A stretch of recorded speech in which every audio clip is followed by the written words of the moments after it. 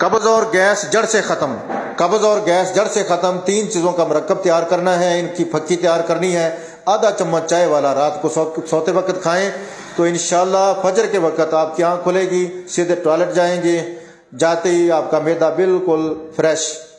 ٹھیک ہے، بڑی آنت میں پرانے سے پرانا جمع ہوا فضلہ خارج ہو جائے گا، قبض سے جان چھوٹ جائے گی، گیس پیدا نہیں ہوگا انشاءاللہ۔ 3 اجزاء کون سے ہیں یہ سن لیں۔ گل سرخ،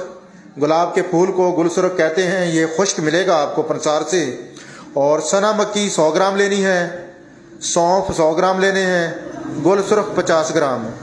ان کو اچھی طرح سے آپ نے پاؤڈر کر لینا ہے، پھکی تیار کر لینی ہے، کسی جار میں محفوظ کر لیں۔ آدھا چمچ چائے والا آپ نے شام کو سوتے وقت تازہ پانی یا نیم گرم پانی کے ساتھ کھانا ہے، تو انشاءاللہ